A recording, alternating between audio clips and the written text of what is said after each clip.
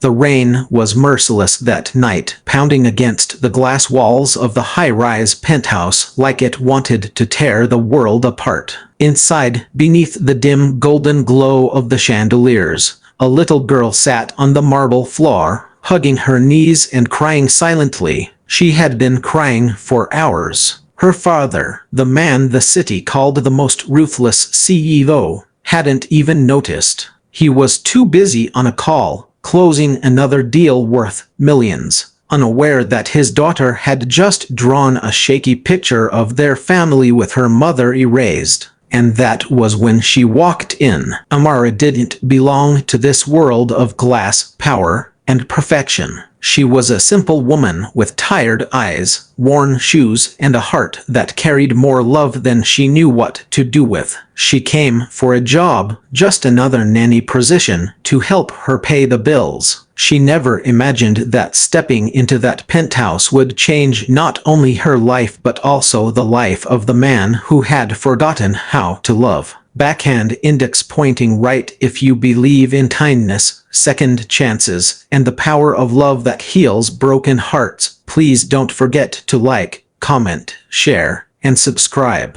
Your support means the world. Amara's first day was chaos. The mansion was silent, but not peaceful. It was the silence of emptiness. The little girl, Ilara, wouldn't speak. She just stared out the window, clutching a tiny stuffed rabbit with one ear missing. Amara tried everything, reading books, baking cookies, singing softly under her breath. Nothing worked, until she noticed Ilara's crayons. Quietly, Amara sat beside her and began to draw, not perfect lines, not pretty shapes, just soft colors of sunshine and flowers. Slowly, Ilara peeked over and whispered, "You forgot the sky." That was the first time she had spoken in weeks. Days turned into weeks, and the house began to change. The laughter of a child echoed again. The scent of cookies replaced the sterile aroma of imported perfume, and even the household staff seemed to smile more often. But one person didn't: Adrian Hayes, the CEO. He was a man built from stone. Every decision, every move, every word was calculated. The world saw him as unstoppable, but Amara saw something else: loneliness. Late at night, when he thought no one was watching, he stood by Ilara's door and just looked at her sleeping, guilt flickering across his face. Amara didn't dare say anything, but she understood. She, too, had known what it meant to lose someone. Adrian's wife had died in a car accident 2 years ago. Since then, he buried himself in work and wealth, leaving his little girl in the shadows of his grief. He hired nannies like they were assistants. None lasted more than a month. But Amara was different. She didn't treat Ilara like a job. She treated her like a child, with patience, laughter, and the kind of love that doesn't demand anything in return. It was a late evening when Adrian finally noticed her. He came home early, a rare occurrence, and found Amara and Ilara dancing in the living room, wearing paper crowns and laughing like they were in their own tiny kingdom. For the first time in years, he smiled without realizing it. That image, his daughter laughing, broke something inside him and healed something else all at once. Still, old habits die hard. He tried to stay cold, distant, professional, but Amara's warmth had a way of seeping through walls. She spoke to him with quiet respect, not fear. She wasn't impressed by his power, nor intimidated by his sharp words.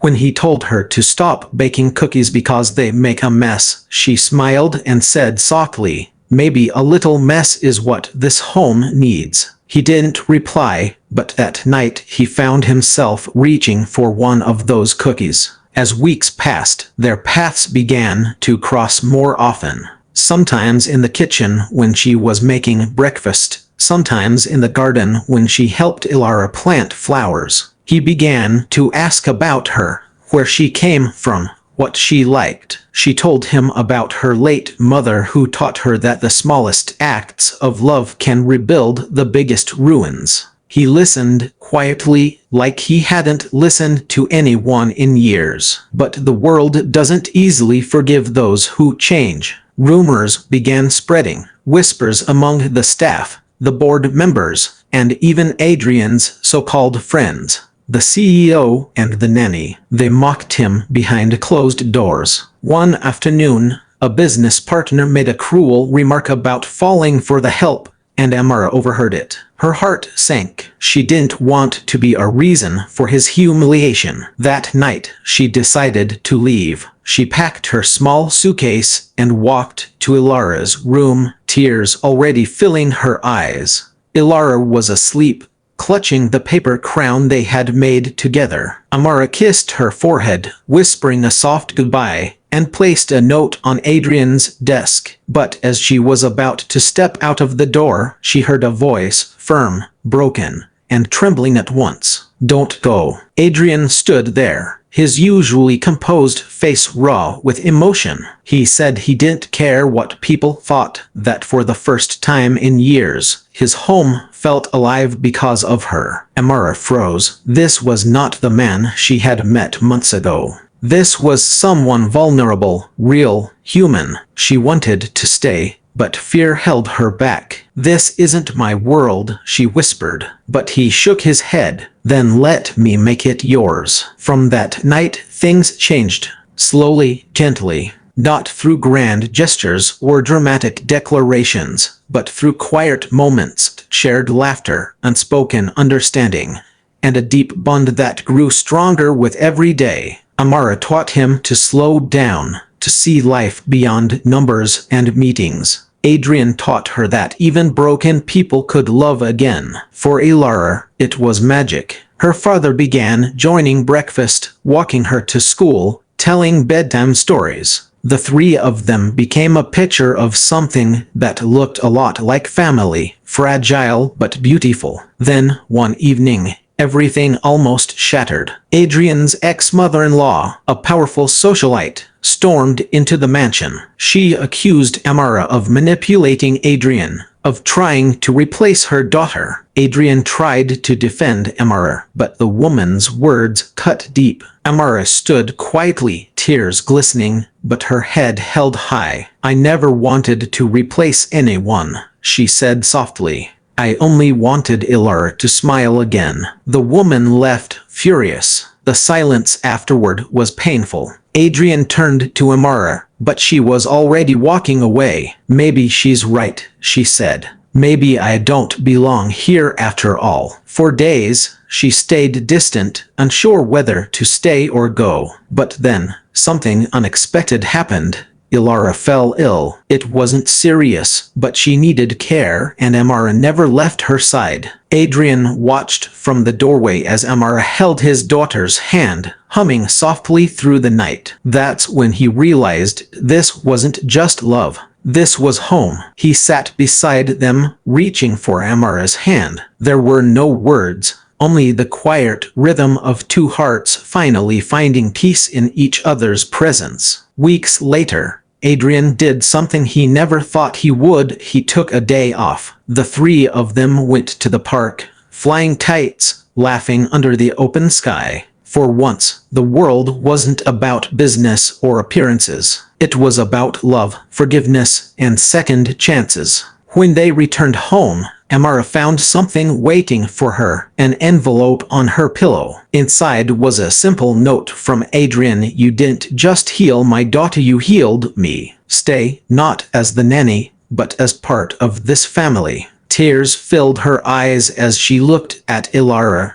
who smiled and whispered, "Does that mean you're my mom now?" In that moment, Amara's heart overflowed. She had spent her life giving love to others. Now, for the first time, love had found its way back to her. Months later, the mansion was no longer cold. The walls echoed with laughter. Dinners were shared without phones. And the CEO who once hid behind success now knelt every evening to play with his daughter. Amara didn't just change their lives, she brought them back to life. The tabloids eventually stopped talking. The world moved on. But for the three of them, every day was a reminder that love doesn't come from wealth or status. It comes from small moments of care, from choosing kindness over pride, from seeing the beauty in broken things. Years later, as the sunset painted the city gold, Adrian looked at Amare, his wife, his miracle, and whispered,